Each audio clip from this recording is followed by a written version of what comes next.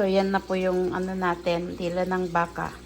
Nag-slice din ako ng lemon just in case na kulang yung ano, suka na nilagay ko. So, pwede niyang ilagay yung lemon. At saka yan na rin po yung tinola natin. Ayan. Yan yung para sa amin ang tinola para sa amin ni Lele. Ito yung kay Kenneth at saka Clifford. Ang dami din pala yung isang dila. Ang dami din pala. Pag ginawa mo, pag ano, i-slice mo siya. Kasi malaki kasi yung dilang yun. Dila ng baka na kinatay namin noon.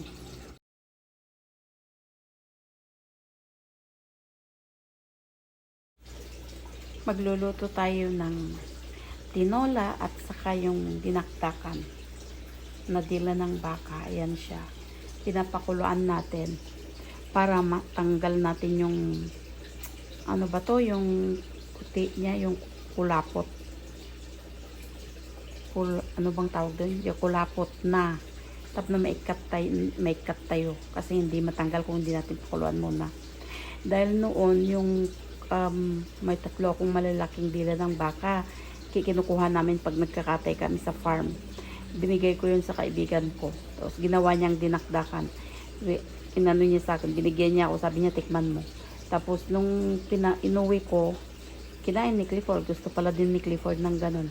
Kaya ito, lutuin ko na itong nag-iisa na natira. Gawin natin dinakdakan. Tingnan natin kung anong resulta. Habang pinapakulan natin yung dila ng baka natin, nag-ano din tayo ng tinola. Ayan yung tinola natin, native na manok. Iluluto din tayo ng tinola para may sabaw. Tapos yung ampalaya natin na kinuha natin sa garden. Pero fresh na fresh yan. Pero tingnan naman ninyo sa paghugas ko. Yung sa ilang beses kong hinugasan, ganyan na nangyari.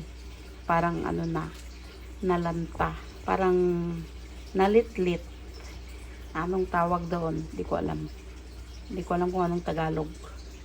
Ayan, nalitlit. Tika kabubugok.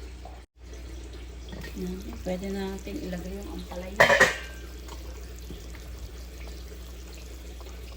Nag-yellow yung sabaw niya kasi ano to, native na manok. Tapos lagyan natin ng ang dami-daming ampalaya. Dahon ng ampalaya. From our garden. Fresh ampalaya from our garden.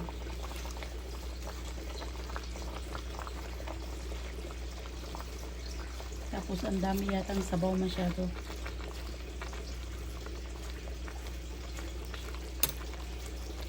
Ayan, ganyan lang po. Ulit-ulit. Tinola, adobo, dinakdakan, igado, sinigang. Yan lang po yung ulam namin. Filipino foods. Palagi. Kasi ayaw naman nilang kumain ng hindi Filipino foods. Yan. Lutuin natin ng mga 2-3 minutes. Tapos na yan. And then lutuin. Gawin na natin yung dinakdakan natin. So yan, luto na siya. Luto na yung sabaw natin. Yung tinola natin.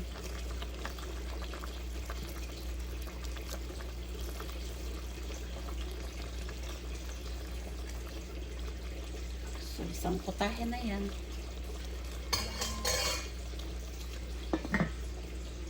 Ayan yung ingredients ng dinakdakan natin. At saka yung ginger and sibuyas. Ayan, pakuluan natin ulit. Pero ngayon, malinis na siya. So, pakuluan na lang natin para maluto bago natin i-grill or gisa. Tapos yun, yung ingredients niya din. Bawang at saka luya at saka yung bay leaf. Tapos lagyan din natin ng asin. Para magkalasa yung dila ng baka.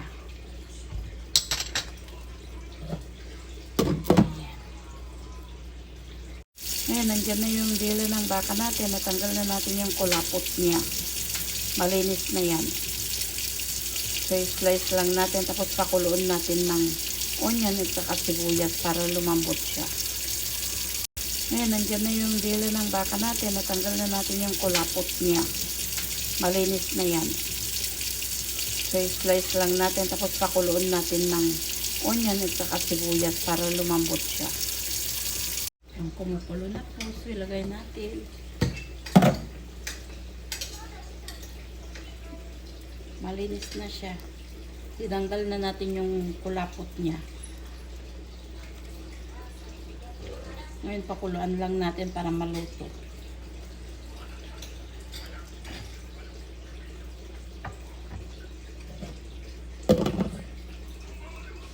Pakuluan natin ng mga 20 minutes siguro.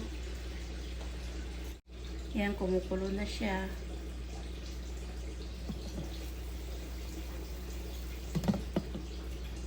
Malinis na yan. Nilinis ko na. Palambutin lang natin konti. Ayan, siguro luto na to. Yan, luto na nga. Yan na natin.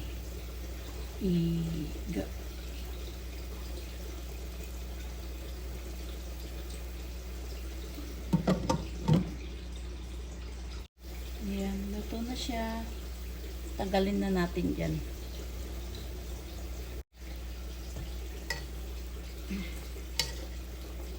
Tanggalin na natin siya. Tapos saka natin i-broil.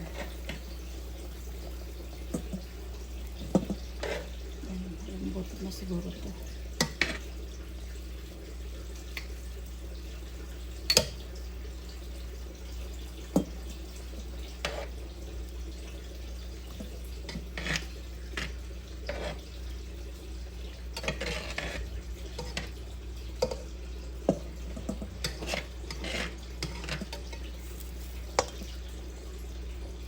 So, instead na sa oven, ito na lang, or i-barbecue natin, ito na lang yung gamitin natin kasi konti lang naman yung lutuin natin. Yung gawin natin ano. Kasi umuulan, hindi tayo pwedeng barbecue sa labas. At ayaw ko rin sanang gamitin to dahil ang bigat-bigat niya. Pero, wala tayong magawa. Ang lit naman kaya wag na tayong mag-waste pa ng gas sa oven.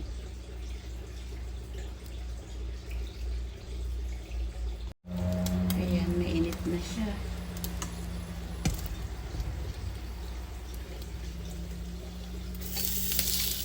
Bale, luto na to. Kaya ano na lang.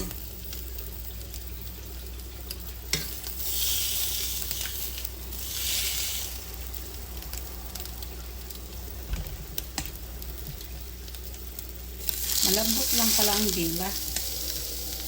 Akala ko ang dila ng baka is makunat, hindi pala.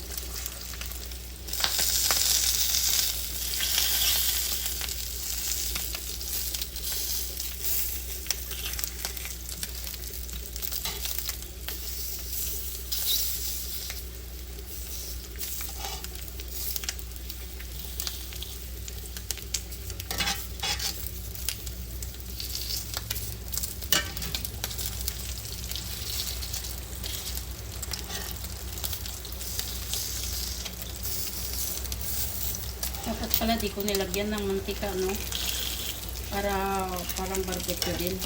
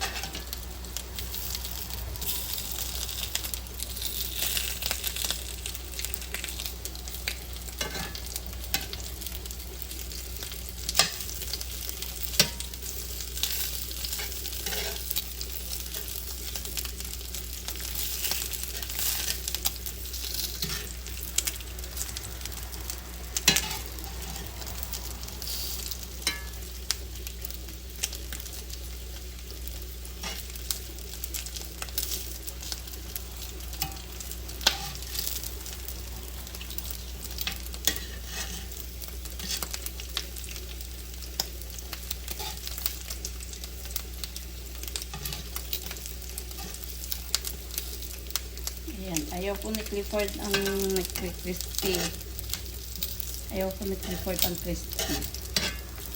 Siya lang naman yung kakain dito.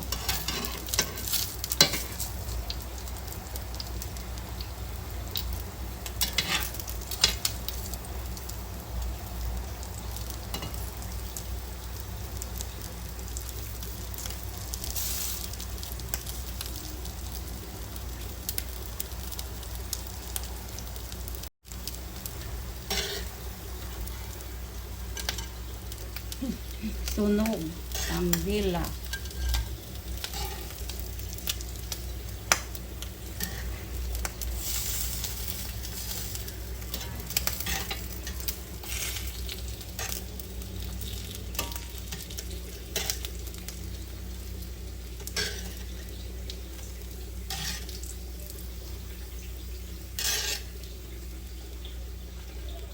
Iyan. Yung dila natin. Hi, Nak. Did you sleep well? Yan po yung dila natin. Tapos na siyang maluto.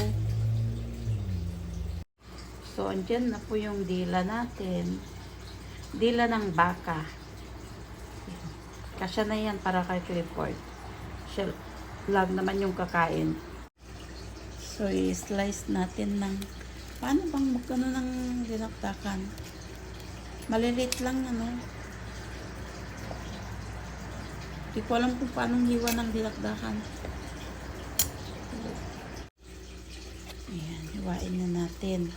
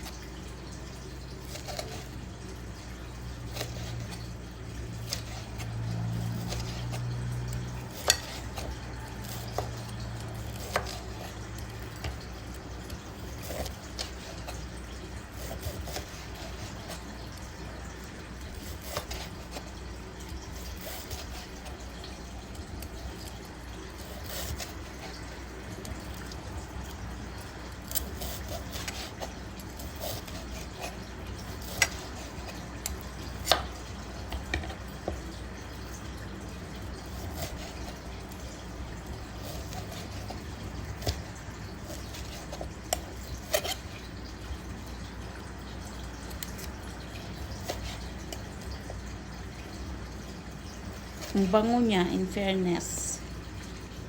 Ang bango-bango. Nung una, parang ano, pero pagkaluto pala mabango siya.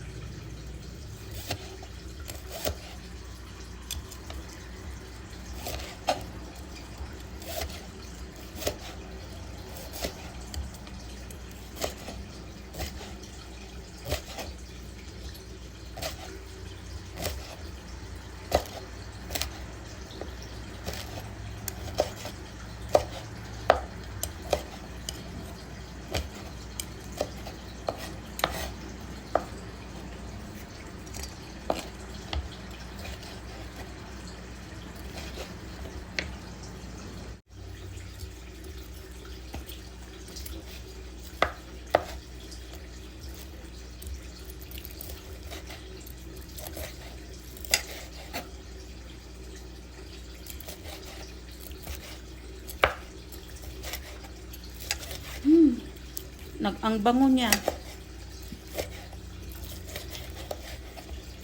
Bango din pala to pag na ano na, naluto na. Pag naprito. Ang amoy niya parang ano din. Parang yung binarbecue. Ganon din yung amoy niya. Makapal nga lang masyado yung iba. Pagkakaano ko. Okay lang.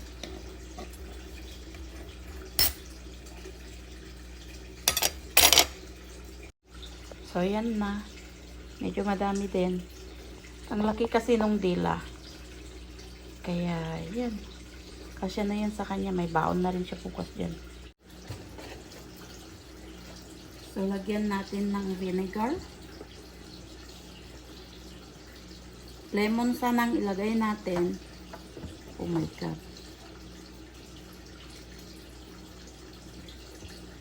Ayaw pa naman niya ng maasim.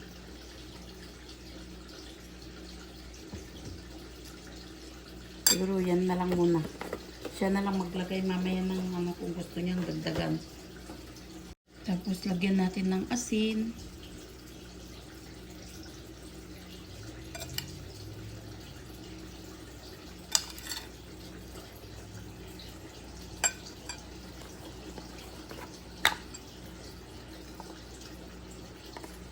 Saka paminta.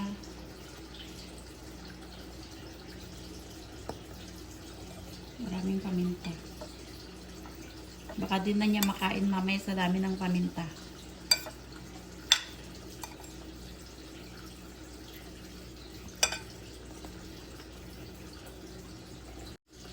Tapos ilagay natin yung ano niya, ginger.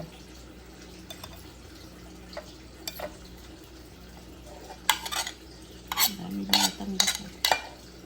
Okay lang yan. Saka yung onion.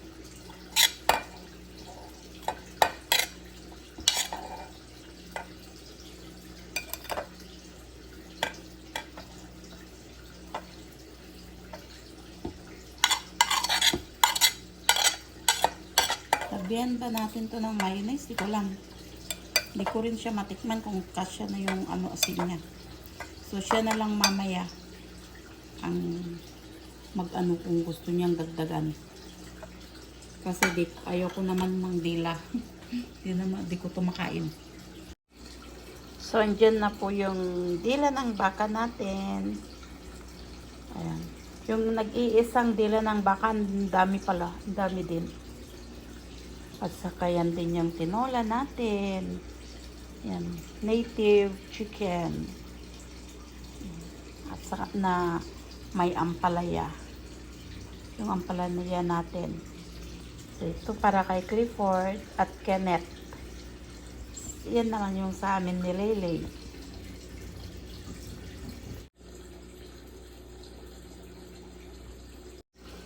So, yan na po yung ano natin, dila ng baka. Nag-slice din ako ng lemon just in case na kulang yung ano, suka na nilagay ko. So, pwede niyong ilagay yung lemon. At saka yan na rin po yung tinola natin. Ayan. Yan yung para sa amin ang tinola para sa amin ni Lele. Ito yung kay Kenneth at saka Clifford. Ang dami din pala yung isang dila. Ang dami din pala. Pag ginawa mo, pag i-slice mo siya. Kasi malaki kasi yung dilang yun. Dila ng baka na kinatay namin noon.